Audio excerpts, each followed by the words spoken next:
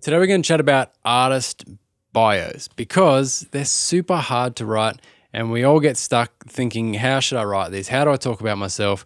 Should it be in first person? Should it be in third person? What's the best way to do it? So we're going to talk a bit about that. We're going to have a look at some of the big names and what they're doing with their bios, and then just a few thoughts I've had around bios and how they can just to make it easier for you, I think. It's hard to write a bio, so let's make it easy. We'll talk about that today. Hey, I'm Craig from the Dot of That Studio, and we're talking about going from musician to artist. So today we're looking at this bio thing. That's something that we all need as a music artist, and it seems to be everywhere. So the first thing I want to look at is, where are we needing these bios? Because we kind of we feel like we're writing about ourselves all the time. So I think we need them for our socials. So Facebook, less so, but definitely Instagram. You've got those 160 characters or wherever it is that we need to write something about ourselves. We've got our YouTube channel. We need to be writing something about ourselves in that little brief. We've got our Spotify bio, which is kind of like our main, that needs to tell the story about us. We've got to fill up that bio on Spotify. If we're doing press releases or we want to send something out to newspapers or radio stations or your electronic press release, if you're up to that sort of thing around releasing a single, you got to write about yourself, let people know who you are. Event descriptions. So if you're putting on a live show and you want to encourage people to go, you've got to talk about why they should want to come and see. You've got to write a little bio about that. And the last thing is just posts, just everyday Instagram, Facebook posts. We're writing about ourselves. Hey, I did this. We're still kind of talking about ourselves, and it's still a bit of a struggle there. So sometimes that can be in third person or first person, or how do we go about that? So they're all the kind of social, or not social, but they're the instances where we're having to write bios about ourselves. So the next thing is, why are we writing these bios? What is the purpose of them? When somebody reads it, what is the actual purpose of this bio? It's like I harp on about all the time on this podcast. It's to connect with your audience. That is your main objective. Writing these bios is to connect with your audience. You want to write something that someone reads and goes, yeah, I want to be a part of that. It's connecting with them. So what we tend to default to, because it's easier, is just to inform people about us. So we might say, hey, I'm Craig. I'm a singer-songwriter. I write pop music. So they're all facts. This is how old I am. This is where I'm from. I'm Craig from Orange. I write pop music, and that's just all facts. So this. It's very informative, but it's not very personal, and it doesn't kind of allow someone to connect with me unless they might say, oh, I'm that age, or, oh, I write pop music, or, oh, what's the other thing? I'm from that town. So unless you've kind of got that straight up connection, it's not very connecting. How's that for some good sentencing? I think pretty much the bio is telling someone whether they should care or not. So when I read a bio, I straight up have to make a choice at that point. Is this something I want to pursue, or is that not really for me?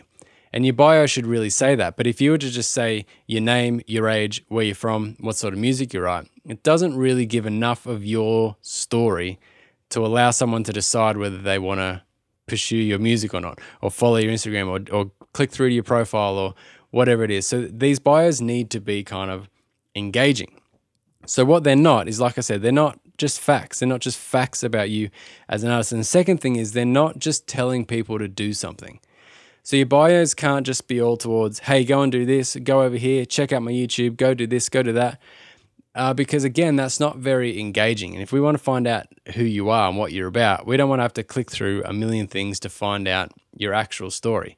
You've got a chance with your bio there to just tell your story straight up and allow people to connect with it and just get an understanding of whether, yeah, this is something that I want to do. This is somewhere I want to be. This is the music I want to listen to. I agree with what you're doing. It sounds like it's up my alley. I'm in. You can't do that with information, and you can't do that with go and listen to my new single. So in saying that, what should it be about then? What should your bios be about? I think you just want to be telling people who you are. What's your music about? What is it that you do? What are you passionate about? And how does that come through in your music? Tell people who you are. Who you are is not, I'm 22. Who you are is not, I'm from this town. They're just facts about you. But what makes you tick? What is your music actually about? What inspires you to write music? That's who you are. So that's what you put in a bio. That's the first thing. Second thing is you want to invite people to be a part of what you're doing. So that's why I'm saying don't just send people somewhere else. Invite them to be a part of what you're doing. So I write music like this because I feel like this. Come join me. Come be a part of that. And the way that you do that is with your language. So if you use lots of we's and us, so what's an example? You could be like, we're writing music that changes this. We're writing music that feels like this. We're writing music that is great for traveling, or listening to our music makes you feel like this. So they're all kind of inclusive, inviting sort of things, rather than I write music like this, my music sounds like this, I do this, I do that. It's kind of like a us and them. But if you can use language like we, our, us, that sort of thing in your bio, it makes people feel like they can come in and be a part of what you're doing. The next thing is it should be a timeless description of you. It should be a timeless story about you. For example, you know those bands that you've been involved with, that you've been a fan of forever, for the last 10 years. You know what was going on those last 10 years, so you've got that history.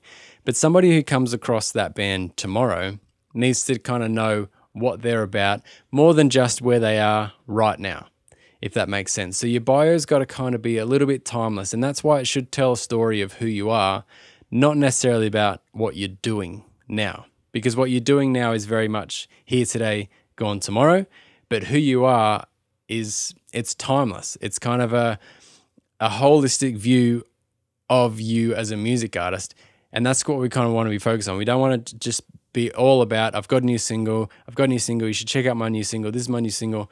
It's like, this is me as an artist, this is everything that I sing about, this is how I feel, come on that journey with me, and I've got a new single coming out tomorrow.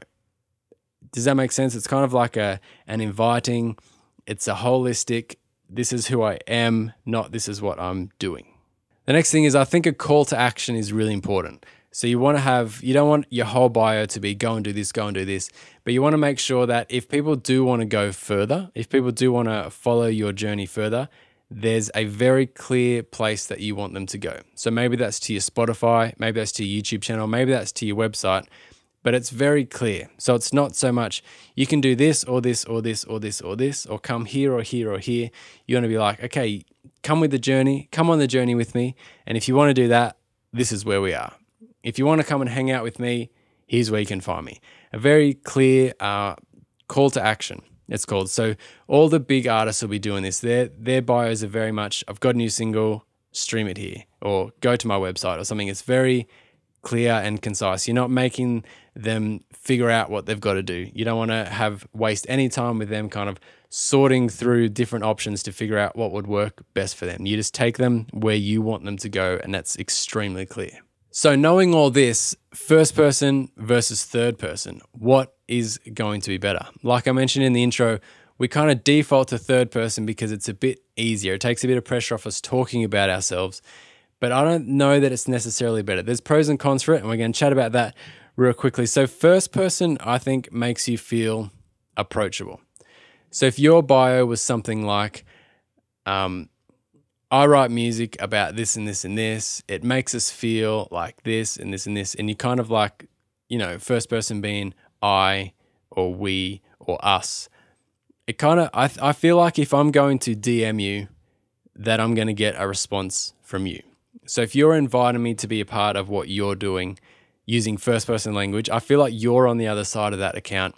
You're on the other side of that Spotify profile. And if I reached out, I would be able to talk to you. I think if that was in third person, if it said, Craig is very good at this, Craig writes songs like this, I feel like if I was to DM, I'm going to get your PR department or your manager or something like that, and I might not have that sort of direct access to you. Now, is this good or is this bad? It's just something to think about. I reckon as we're growing, being approachable is super, super important.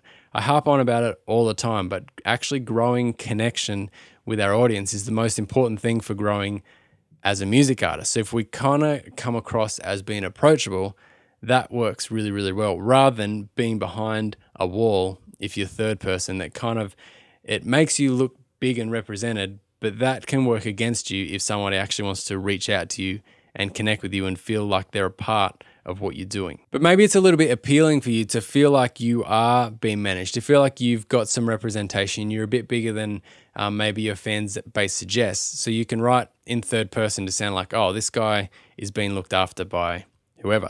He's got somebody writing for him. She's got representation. So if you write in the third person like that, it can kind of take us out of it and put in that, I guess it's kind of a facade of who we are. So we see this with all the big names. So they'll all, I don't know, maybe that's why we're doing it, because we see Justin Bieber, Taylor Swift, they've all got writing about them. They're not the ones actually writing that bio, which kind of leads me to my next point. Third person is great for social proof. It's really hard to do first person social proof. So what I mean by that is if you say, let me just read Justin Bieber's here. Justin Bieber's Spotify bio says, after closing out 2020 with smash hit singles, blah, blah, blah, blah, he's one of the biggest artists in the world, number 1 on YouTube with 60 million subscribers, number 2 on Spotify globally with 65 million listeners, over 200 million combined, blah, blah, blah. It's kind of social proof to say this is the achievements of this artist. You should like this artist because of all these things that they've done. So when you go on that, you can go, oh, wow, number 1 here, number 2 there. If that was to be in first person, and Justin Bieber wrote that and said, I am the number 1 artist on YouTube. I'm the second biggest artist on Spotify. I have over 200 million. It's a little bit like, yeah, all right, mate, settle down. But if you write that in third person, then that's just somebody's opinion about him. And that's much easier to kind of digest than your opinion about yourself, if that makes sense. But I reckon until you've kind of got those accolades where you actually have some social proof, maybe it's better to do first person. Up to you. Let me read a really great sort of, this is in third person again. This is an up and coming artist who I think is really great and is doing this whole independent artist thing really well, is Jackbots. Check out this for, I think, a perfect bio. You can read this and straight away figure out if you're in or you're out, and he doesn't talk himself up that much. Check this out. Jackbots. Jackbots is a breath of, oh my God. Have I ever spoken before? Jackbots is a breath of fresh air in the northern rivers of New South Wales, creating a band of surf folk drenched in the depth of substance. His EP Summer Nights and Northern Rivers showcase this in droves, with each release taking you on a journey with all the feelings from those moments spent under the warm cover of darkness. His sound is perfect for bringing those coastal road trip vibes to life, and his live shows are no different, ranging from bars, venues and festivals to busking on the streets across the Australian coastline. So straight up, that just kind of gives you this story about who this guy is. You know he's a surfer, you know he loves the outdoors, camping, it's great driving music, so you can read that bio and kind of learn a bit about his story. It's a timeless story. He's talking about the EPs he's got, he's talking about the new things coming out, but it's kind of this timeless story. Now that's written in third person, but it feels a lot more personable than maybe Justin Bieber's one. But he doesn't have the accolades that Justin Bieber's got, so he can't put in that sort of social proof. What he can put is, this is who I am and this is what I'm about. Now, I think he could have gone up another level by, instead of saying Jackbots is this and this, he could have said, I love writing songs about this and this and this. I think you'll enjoy this and this and this. Come along the journey with me, hang out under cloudless skies or whatever it said, and kind of go first person. That'd be my opinion. Not to say he's doing it wrong. I think that's a really, really good bio. But yeah, that's kind of first person versus third person. What I would say as a takeaway is just don't be afraid to talk about yourself. And the best way to do it, I think a better way to do that than chucking in a third person, is to talk about yourself in the light of, I want you to do it with me. So not, I'm awesome, you should listen to me. I'm awesome, I want you to be a part of what I'm doing. That's a better way to write in first person, and it's a better way to write a bio, I think. The other thing I would say is don't be afraid to be yourself. Don't be afraid to express who you are and what you're about. The more that you can kind of say about what your music kind of means to you, the more people are going to be able to get on board. If you keep it vague and just say where you're from, how old you are, and the genre, it doesn't give people enough to latch onto. If you say something like Jackbots did, how I love road trips, I love being outdoors, that gives such a huge audience a chance to kind of grab, yeah, I like that. I value that. I reckon I'll be into this artist. So that's something to think about. That's kind of the main takeaway. I would love you to comment what you think. First person versus third person. Like I said, pros and cons of each. What do you think is the best way to go about it? And also, why don't you link your Instagram or your Spotify account there with your bio in it? I'd love to read through those, and I'd be happy to give you some feedback on how your bio kind of reads from an outside perspective. I'd love to help you out with that. So you can comment that below, or if you're on the podcast, you can email me at studio@dot8.com. That's all I had today. I'm making short episodes every week about going from musician to artist, 15 to 20 minutes.